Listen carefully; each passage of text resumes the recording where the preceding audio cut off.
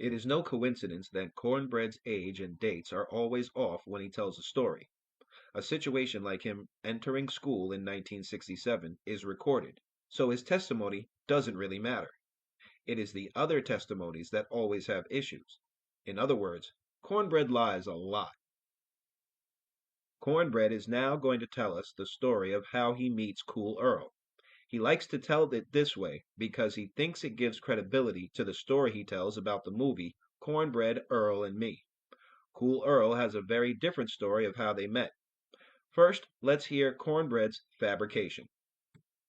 We would hit a wall, a clean wall, and we'd come back at a later date, and Cornbread and his crew would have hit that wall. So we started leaving messages, and finally we did connect. We met at a dance hall, Shanahan on Lancaster Avenue. West Philly used to fight North Philly, so we knew that was going to be some trouble outside when we went to North Philly.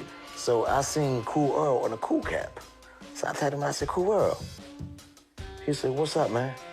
I said, what's up, Cool Earl? He said, what's up with you? Who are you? I said, I'm Cornbread. He said, no, you ain't Cornbread. I put up my marker. I got the felt whip and I went to the wall, Cornbread. And he just says, hello, Chewy, Bobby. He started calling the whole gang. Here go Cornbread.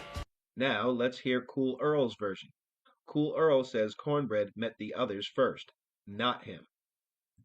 Bobby Cool, Cold Duck, Chewy, and myself, the kid. And man, I'll tell you what, I sure look like a kid. So do I. We're on the subways. I believe we're coming from downtown.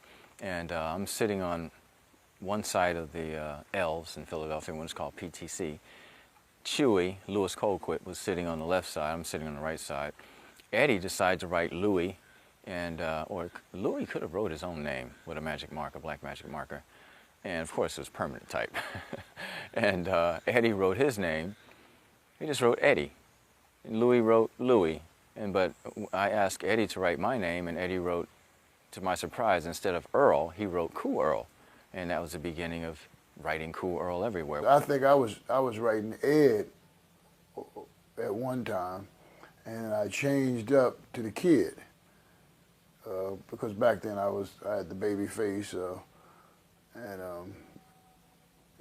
the kid seemed appropriate, and I was a booster, so I took on the handle of Klepto, and Cool Klepto Kid was perfect. It was ideal.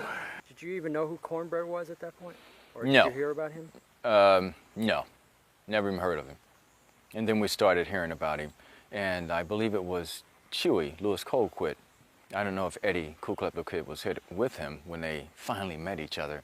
And it was like instant friendship. As far as who started first, between Cornbread, Chewy, and Cool Earl, I would say Cornbread because he was 2 years older than myself and Cool Klepto Kid. Now, this was a thing we used to do a lot. We would see Cornbread, Titty, or the North Philly writers, and we would always put our names up to let them know we were there too. And then we would put in magic mark. We would leave messages, meet us, because we were trying to meet each other. Remember how we used to always try to meet? I mean, this was going on for years. I know. And we never met each other, and until finally we ended up hooked up. But we would see their names, or vice versa. They would see our names, and they put their names up. Regardless of what the newspaper clipping said, Cornbread has stated that he started with a marker on the bus route writing Cornbread loves Cynthia. That went well into 1968, and the newspaper clipping said he was spray painting in 1967. This is bad reporting. That information is clearly wrong. The interview clips come from two different documentaries. The first documentary, where Cornbread is speaking, is Wall Riders. The second documentary is called Sly Artistic City. Neither of the documentaries come out and ask for a start date from the West Philadelphia writers. They should have.